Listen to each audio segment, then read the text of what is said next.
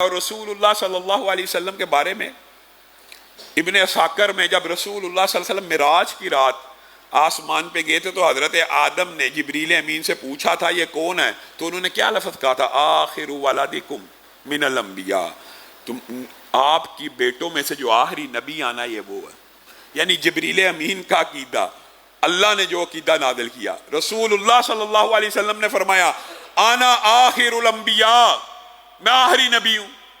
یہ ترجمہ مانا جائے گا کہ غلام احمد قادیانی کا مانا جائے گا وَأَنْتُمْ آخر الامم، اور تم آخری امت ہو. امت تو تم آخری ہو، نبی تو میں آخری ہوں، لیکن میرا مقام و مرتبہ یہ ہے کہ کل قیامت کے دن جب حساب و کتاب شروع ہوگا تو میری امت کا سب سے پہلے ہوگا، میں اپنی امت کو سب سے پہلے جنت میں لے کے داخل ہو جاؤں گا. تو میرے بھائیوں، یہ جو عقیدہ اور فلسفہ لوگوں نے گڑھا ہوا کہ نبوت کا امکان ہے، نبوت نبی کے بعد کوئی نبی آ جائے اس کی رسپیکٹ ہونی چاہیے، ان کو بھی سروائیو کرنے کا موقع دینا چاہیے. تو یہ بات بھی سمجھ لیجئے، یہ بات سمجھنے کی بہت اشد ضرورت ہے، اور یہ بات کچھ قدر طویل ہے، لیکن اس کا کچھ دباچہ آپ کے سامنے رکھنا چاہتا ہوں. امت کا رسول اللہ کے چلے جانے کے بعد سب سے پہلا اجماع جس مسئلے پہ ہوا وہ مسیلمہ کذاب کا مسئلہ تھا. سب سے پہلا اجماع صحابہ کا جس مسئلے پہ ہوا وہ مسیلمہ کذاب کا مسئلہ تھا. وہ کیا تھا کہ مسیلمہ کذاب نے نبوت کا دعویٰ کیا ہے. کوئی ایک شخص اس وقت ایسا تھا جو اٹھ کے کہتا کہ مسیلمہ کذاب بھی قرآن پڑھتا ہے، حتیٰ کہ آپ حیران رہ جائیں گے بعض کتب کے اندر یہ بات بھی موجود ہے کہ مسیلمہ کذاب کا مؤذن جب اذان دیتا تھا تو اشہدو ان لا الہ الا اللہ واشہدو ان محمد رسول اللہ پڑھا کرتا تھا. تو کوئی شخص کسی نے کہا تھا جی اس کی تو اذان آپ جیسی ہے. آج ہمیں لوگ کہتے ہیں یار قادیانیوں کا کلمہ تو آپ جیسا ہے. کسی نے یہ کہا تھا کہ ان کی اذان ایسی ہے. مسیلمہ کذاب نمازی ہے، روزے رکھتا ہے، تہجد گزار ہے، قرآن کی تلاوت کرتا ہے. صحابہ کا پہلا اجماع اس بات کے اوپر منعقد ہوا، پہلا اجماع کہ مسیلمہ کذاب نے اگر نبوت کا دعویٰ کیا ہے، اگرچہ اس وقت حالات نامناسب ہیں، رسول اللہ دنیا سے چلے گئے ہیں، بغاوت کا اندیشہ ہے، اور گرد و نواح میں جو ہماری حکومتیں قائم ہو چکی ہیں ان کے اندر انتشار کا خطرہ ہے، لیکن صحابہ نے اپنی پورے وسائل اور قوتوں کو اکٹھا کیا. کتنے صحابہ اکٹھے ہوئے؟ 12,000. پہلا اجماع امت. مسیلمہ کذاب کے خلاف یہ تھا کہ رسول اللہ کے بعد اگر کوئی نبوت کا دعویٰ کرے تو وہ مرتد بھی ہے اور وہ واجب القتل بھی ہے. یہ پہلا اجماع امت کا. رسول اللہ کے بعد جو نبوت کا دعویٰ کرے وہ واجب القتل بھی ہے اور وہ مرتد بھی ہے. اور صحابہ نے اپنے عمل کے ساتھ اس بات کو کیسے ثابت کیا؟ 12,000 کا لشکر لے کے نکلے، مد مقابل کتنا لشکر ہے؟ 40,000. بتائیے عددی برتری 1-3 سے بھی اوپر کی ہے. ایک طرف 12,000، ایک طرف 40,000 سے زائد. اور صحابہ نے رسول اللہ کی ختم نبوت کا دفاع اس انداز میں کیا کہ مسیلمہ کذاب کے 28,000 ماننے والوں کو اسی جنگ کے اندر قتل کر دیا. اور یہی وہ جنگ ہے جس میں سب سے زیادہ صحابہ شہید ہوئے، لیکن انہوں نے مسئلہ ختم نبوت کے اوپر آنچ کو آنے نہیں دیا. یہ امت کا اجماعی موقف ہے، اجماعی، کہ جو کوئی بھی رسول اللہ کے بعد نبی ہونے کا دعویٰ کرے گا وہ مرتد بھی ہوگا اور وہ واجب القتل بھی ہوگا. یہاں پہ ضمنی طور پہ ایک بات ہے، یہ سمجھ لیجئے، مرتد بھی ہوگا اور واجب القتل بھی ہوگا. تو کیا یہ قتل آپ نے اور میں نے کرنا ہے؟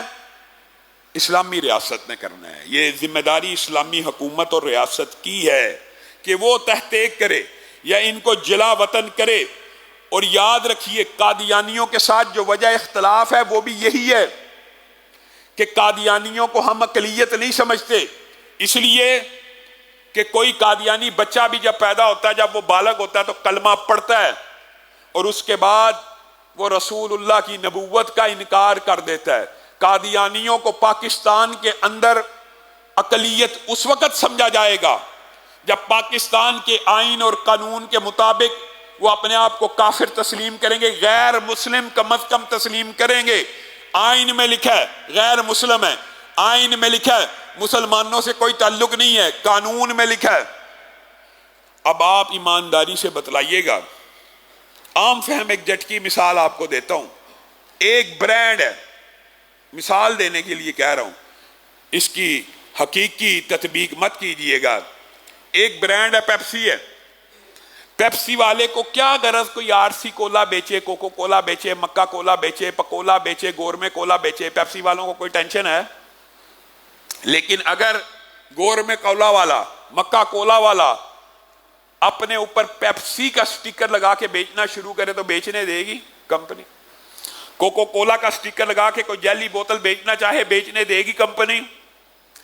ہمارا یہ مقدمہ ہے، اگر آپ چاہتے ہیں کہ قادیانیوں کو پاکستان میں اقلیتوں کے حقوق ملیں تو اپنے آپ کو غیر مسلم ڈکلیئر کریں، اپنے آپ کو مسلمان مت کہیں۔ اگر وہ مسلمان کہیں گے تو ہم ان کو مرتد بھی کہیں گے، اور مرتد کی سزا اسلام میں واضح طور پہ موجود ہے، اور وہ سزا کس نے دینی ہے؟ ریاست نے، اور ریاست سے ہم یہ بات کہتے ہیں۔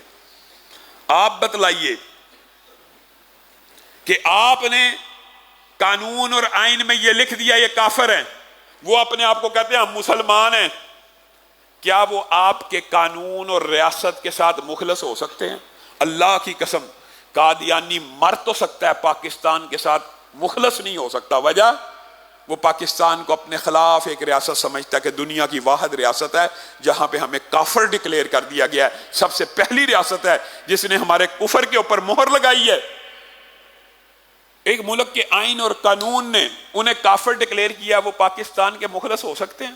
تو پھر آپ سے اس لیے ہم مطالبہ کرتے ہیں، ہر ستمبر میں پورے پاکستان کے درد دل رکھنے والے علماء آپ سے یہ مطالبہ کرتے آئے ہیں، اور اللہ کے فضل و کرم سے یہ جد و جہد کی ایک طویل داستان ہے، مال روڈ کے اوپر شہداء کی ایک عظیم الشان قربانیوں کی لازوال داستان ہے، اور وہ مطالبہ آج 50 برس بیت چکے ہیں، تاحال جاری ہے، اور جس کی وجہ سے الحمدللہ معاشرے میں کچھ امن ہے۔ وہ مطالبہ کیا ہے کہ جو بندہ پاکستان کے آئین کے ساتھ، قانون کے ساتھ مخلص نہیں ہے، وہ پاکستان کے کسی کلیدی عہدے پہ بیٹھ سکتا؟ جو پاکستان کے ساتھ مخلص نہیں، وہ کلیدی عہدے پہ کیسے بیٹھے؟ اور آپ حیران رہ جائیں گے کہ جس نے بھی زمانہ ماضی میں نبوت کا دعویٰ کیا وہ ایول جینیس تھا، انٹلیکچوئل تھا۔ ایول جینیس سے مراد ذہین بلا کا ہو، چاہے گمراہ ہو، لیکن اس کی ذہانت و فطانت مسلمہ تھی۔ لیکن ہمارے نصیب اور قسمت کا کیا کہنا کہ اس خطے میں جس نبی نے دعویٰ کیا وہ غبی اور احمق تھا۔ اپنے بارے میں خود لکھتا ہے کہ بچپن کے اندر ستنجے کے لیے ایک جیب میں مٹی کا ڈھیلا ہوتا تھا اور ایک جیب میں گڑ کا ڈھیلا ہوتا تھا، اور میں کئی مرتبہ گڑ کے ڈھیلے سے استنجا کر لیا کرتا تھا، اور کئی مرتبہ مٹی کا ڈھیلا جو استنجے کے لیے استعمال کرتا تھا اس کو گڑ سمجھ کے منہ میں ڈال دیا کرتا تھا۔ یہ اتنا احمق یہ رسول اور پیغمبر اور نبی ہونے کا دعوے دار۔ اس حوالے سے انشاءاللہ کوشش کریں گے کہ آئندہ آنے والے خطبے میں اس کے عقائد بد بیان کر کے دوبارہ سیرت النبی کی بات کو شروع کیا جائے۔ اللہ رب العزت جو کہا گیا، جو سنا گیا، اس کو سمجھنے کی توفیق عنایت فرمائے۔